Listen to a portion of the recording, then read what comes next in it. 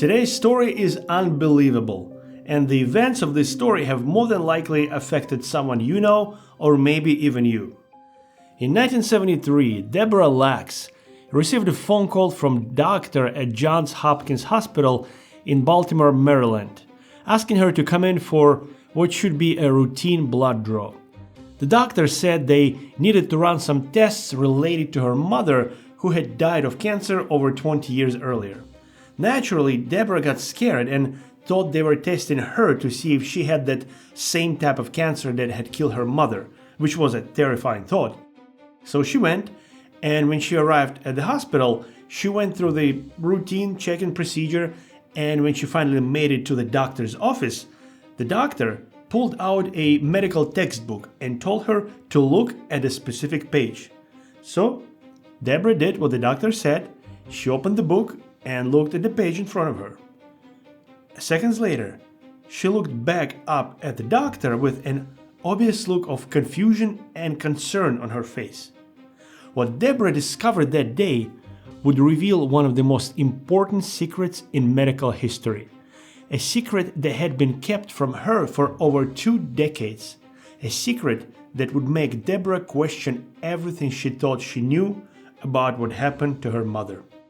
But before we get to that secret, if you enjoy the unexplained, forgotten, and twisted, then you found the right channel, because those are exactly the kind of tales I tell here every single week.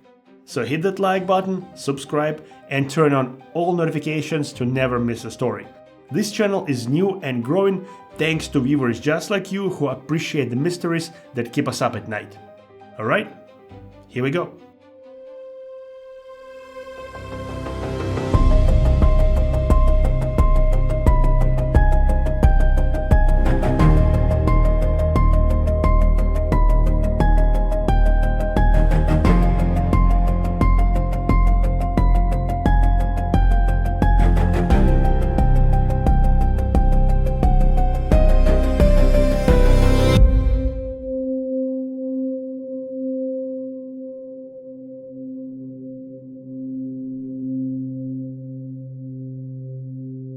To understand what Deborah discovered that day, we need to go back a few decades and talk about Deborah's mother.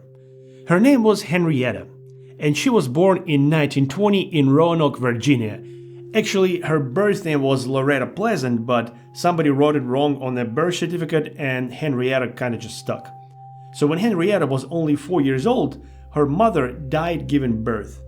And her father couldn't raise 10 children alone, so HENRIETTA was sent to live with her grandfather in a place called Laxtown, a tiny community of African-American tobacco farmers in the city of Clover, Virginia. They were descendants of American slaves who had worked that exact same land for generations. After emancipation, the former slave owners gave their freed slaves the last name Lax and let them stay on small plots of land. So this whole area became known as Laxtown. HENRIETTA grew up in a 4-room wooden cabin with no running water, no electricity. She slept in the same room as her grandfather and her cousin David, who everyone called Day. The 3 of them shared just one room. Grandfather in one bed, HENRIETTA in another, Day in a third. Eventually, when HENRIETTA was 14 years old, she and Day married each other. In isolated rural communities at that time, marrying with an extended family wasn't that uncommon, especially among people who had limited opportunities to meet others outside of their small world. For HENRIETTA, life meant working in the tobacco fields from sunrise to sunset, picking tobacco in a brutal Virginia heat, hanging it in the barns to dry, that nicotine sipping into your skin until it literally made you sick. And then coming home with your hands stained brown and your body totally exhausted. This was her childhood and her teenage years. Work, survive, repeat. But here's what people who knew her remember most. She was an extremely lively person. HENRIETTA loved to dance, she loved to laugh, and she was obsessed with painting her toenails bright red. That was just her thing, her signature. No matter how hard life got, no matter how poor they were, HENRIETTA made sure her toenails were always painted red. That red polish was her one little luxury, her one little piece of vanity she could afford. By age 20, Henrietta already had 3 children with Day. They were married, living in the same tobacco cabin where they grew up, and barely scraping by.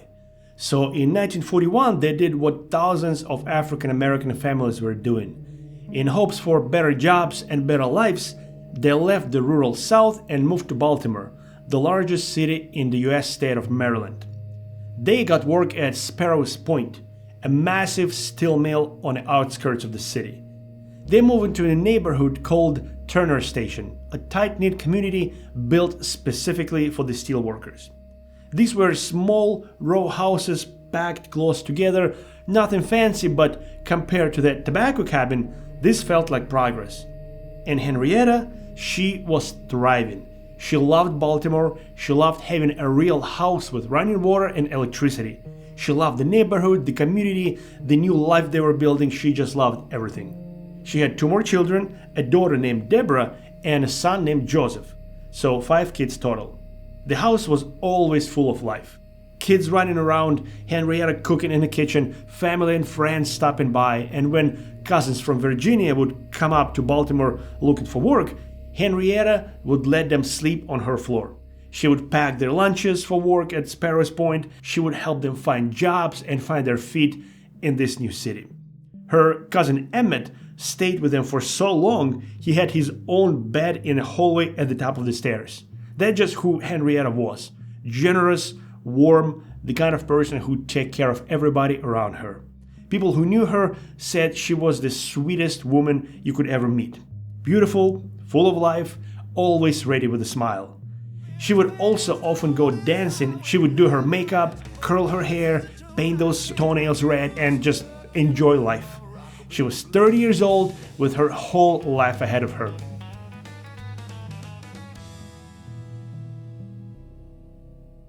In January of 1951, Henrietta felt that something was wrong. At first, it was just abnormal bleeding between her menstrual cycles. Nothing too alarming, but enough to make her concerned. And then she felt something, a knot, a hard lump inside her cervix, that it shouldn't be there. She couldn't see it, but she could definitely feel it, and she knew something wasn't right. So on February 1st, 1951, Henrietta took a bus to Johns Hopkins Hospital. Johns Hopkins was one of the best hospitals in the world, and it was the only major hospital in the area that would treat African American patients. It was an era when segregation was legal all over the country, so African Americans had very little in the way of options. Henrietta walked into the hospital, sat in the waiting room, and eventually saw a doctor named Howard Jones. He examined her and immediately saw what Henrietta had been feeling. A purple mass on her cervix, about the size of a nickel. He took a biopsy, which is a small sample of tissue that gets examined under a microscope, and sent it to the lab. A few days later, Henrietta returned for the results. Her husband Day and her children came with her this time. They sat in that same waiting room, kids playing with some toys they brought with them. The news wasn't good. Malignant epidermoid carcinoma of the cervix, cervical cancer. Aggressive, invasive, and already spreading. Henrietta couldn't believe it. She was just 30 years old. Her youngest child, Deborah, was barely a year old, and now she was being told she has cancer. Treatment started immediately. The standard procedure in the 1951 was radium therapy. They would insert tubes filled with radioactive radium directly into her cervix, and the radiation would kill the cancer cells. At least that was the hope. So a few days after her diagnosis, Henrietta signed a form. At the top it said Operation Permit. The form said, "I hereby give consent to the staff of Johns Hopkins Hospital to perform any operative procedures and under any anesthetic, either local or general, that they may deem necessary in the proper surgical care and treatment of," and there was the blank line, so Henrietta printed her name, Henrietta Lacks. She thought she was signing consent for her cancer treatment, and she was. But what she didn't know was that the doctors were planning to do something else while they were treating her, something that was a standard practice at the time and it didn't require separate consent form.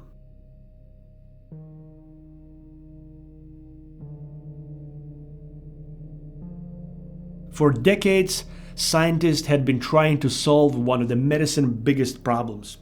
How do you grow human cells outside the body?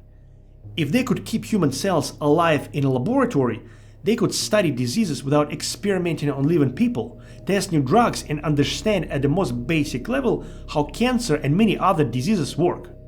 But there was a problem. Every time scientists tried to culture human cells, the cells would die.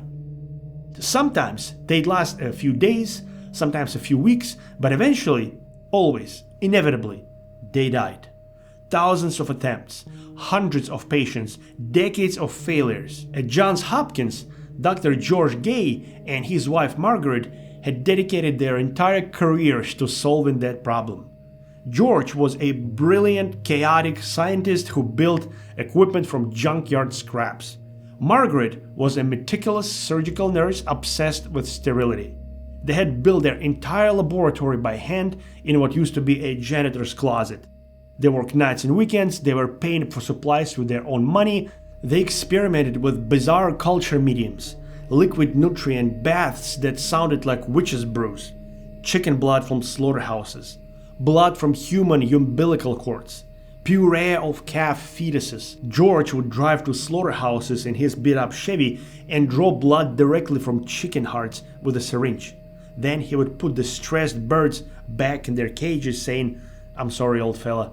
And if a chicken died from the stress, he'd take it home for Margaret to fry for dinner. And this was cutting-edge science in 1951. But despite all this work, every cell sample died. Every single one. Until February 8, 1951, when everything changed. On that day, Mary was eating a tuna salad sandwich at the lab bench when George Gay walked in carrying a glass dish with another tissue sample, and he told her he was putting it in her cubicle. Mary just kept eating, thinking, not again. She was exhausted from watching every single sample die. Why even bother at this point? This one would die too anyway. But after lunch, she went through all the routine anyway. White gown, surgical cap, mask. She stepped into her airtight cubicle, sterilized everything with steam and alcohol, lit the Bunsen burner, and carefully cut the tissue into tiny squares with her forceps and scalpel. She placed each square into a test tube, then carried the tube to George's whirlgig, the rotating drum that kept everything in constant motion. Just another day, another sample, another inevitable failure. Except the next morning when Mary checked on the tubes, something was different. The cells weren't dead. They were growing. Not just growing, thriving, doubling every 20 to 24 hours. She'd check in the morning and they doubled. Check in the afternoon and they doubled again. Day after day, the cells just kept multiplying. They were aggressive, resilient, almost terrifyingly vigorous. They didn't need special conditions or careful handling, they just grew. George Gay realized almost immediately that something unprecedented was happening. Normal human cells have a built-in limit. They divide about 50 times and then they die. It's called Hayflick limit, and it's one of the fundamental facts of biology. Cells age, cells die. That's just how it works. Except these cells didn't get that memo. The new cells were immortal. They could divide forever. They would never die unless you killed them deliberately. And even then, they were incredibly hard to kill. Within weeks, George Gay knew he had something revolutionary. He started sending samples to other researchers for free, just in glass vials shipped through regular mail. He never tried to patent the cells, he never tried to profit. His goal was simple: advance science and help humanity. And the cells spread. From Johns Hopkins to labs across Baltimore, then to universities across the United States, then around the world. Within a year, researchers in dozens of countries were working with these cells. Within 5 years, they were in hundreds of laboratories. because these cells could do something no other cells could. They could grow in suspension, floating in a liquid, which meant you could grow them in massive quantities. You weren't limited by the surface area of the petri dish. You could grow them in vats, barrels, industrial quantities. This was the breakthrough scientists had been waiting for. Suddenly, all the experiments they had dreamed about, all the research they wanted to do, it was possible. George Gay labeled every sample he sent out with a simple code. 2 letters from the patient's first name, 2 letters from the last name. HeLa. HeLa. Henrietta Lacks. Those miracle cells spreading across the world, changing the medicine forever, being celebrated by scientists, they came from the woman who had signed that consent form back in February. During her cancer treatment, doctors had also removed small samples of tissue from her cervix for research purposes. It was standard practice at the time and it didn't require any separate patient consent. Henrietta had no idea it happened. That tissue, those samples taken without her knowledge, became the immortal cells now growing in labs worldwide. The same woman whose cells were thriving in test tubes was lying in a hospital bed just a couple floors below George Gay's laboratory, dying from the very disease that made her cells immortal. Scientists would later discover why her cells were different. Henrietta's cancer had been caused by HPV, human papillomavirus, which had changed her cells at the genetic level. The virus activated an enzyme that prevented her cells from aging, and that's what made them immortal. But here's what Henrietta didn't know, what she would never know. While she was dying in that hospital bed, her cells were about to change the world in ways no one could have imagined. They were about to help cure one of the most terrifying diseases of the 20th century. They were going to space. They were going to generate billions of dollars. And her family, they wouldn't find out about any of it for over 20 years.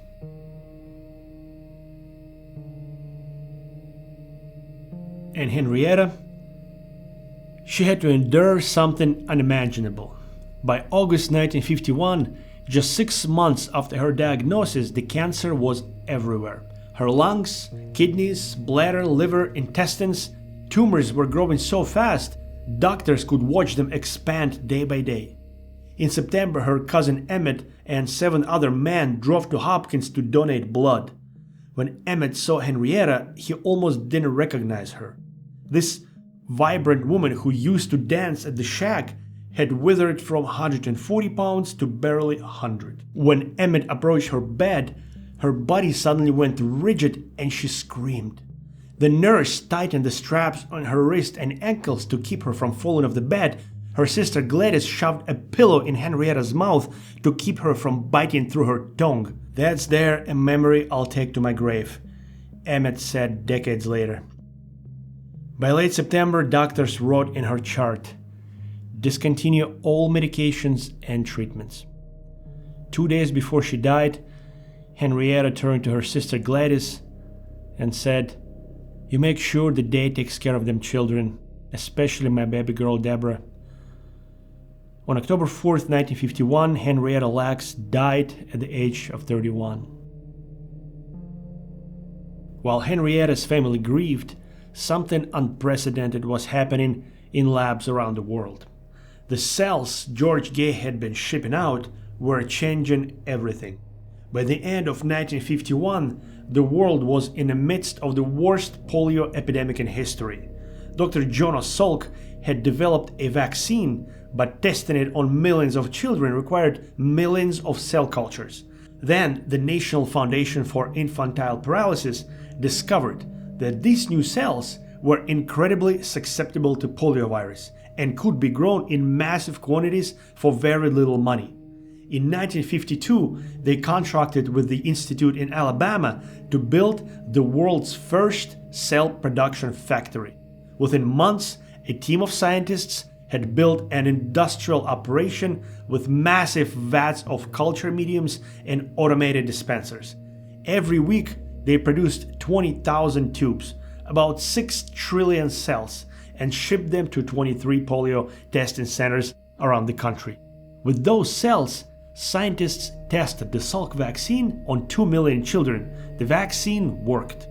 Polio was essentially eradicated in the United States within a few years, and these cells played a crucial role in making that possible. But that was just the beginning. Those cells went on to help scientists understand how viruses work. They were used to develop treatments for leukemia, influenza, hemophilia, Parkinson's disease. They were used in developing the COVID-19 vaccine. They were sent to space to see how cells behave in zero gravity. They were used in atomic bomb testing to study the effects of radiation. They helped with research that led to gene mapping, cloning, in vitro fertilization, and eventually even vaccines for the virus that had caused the cancer in the first place. Over the next several decades, more than 75,000 scientific papers will be published using these cells. Scientists have grown more than 50 million metric tons of them, literally more than the weight of 100 Empire State Buildings. They've been bought and sold billions of times. Companies started making serious money from them. By the 1970s, you could call a toll-free number and order a vial for about $25. Commercial suppliers were trading them, selling them, shipping them worldwide. It became a multi-billion-dollar industry. George Gay never made a penny from any of this. He'd given the cells away for free because he believed scientific progress should benefit humanity, not enrich individuals. Now remember Deborah Lacks in 1973 staring at that medical textbook the doctor had given her? Inside that book was an article detailing what her mother's cells had accomplished, with a large photograph of Henrietta smiling, hands on her hips, looking vibrant and alive. A photograph Deborah had never seen before. Henrietta's family didn't learn about any of this until that day, 22 years after Henrietta's death. Doctors had called asking for blood samples for research, and that's when Deborah saw her mother's photograph and learned what had happened. That page in a book explained that her mother's cells had been growing in labs for over 2 decades, that they helped develop the polio vaccine, that they were in research facilities around the world. Nobody had told them. For years, these cells had been reported in the media as Helen Lane or Helen Larson, fake names. In 1975, a Rolling Stone article revealed the truth and Henrietta's real name became known to the public. In 2010, science writer Rebecca Skloot published The Immortal Life of Henrietta Lacks, bringing the full story to millions of readers. In 2013, the National Institute of Health reached an agreement with the Lacks family. Johns Hopkins named a building after Henrietta. Those cells became immortal. They spread around the world and have been used in over 75,000 research studies. They've saved millions of lives. Henrietta Lacks died at 31. Her cells became immortal. And that's the story of Henrietta Lacks and HeLa cells. Thank you all for tuning in. I really appreciate it. Don't forget that every week we release 1 or 2 stories about the unexplained, forgotten, and twisted. And if this is your cup of tea, then hit that like button, subscribe, and turn on all notifications to never miss a story. Stay curious, my friends. Stay safe. And until next time.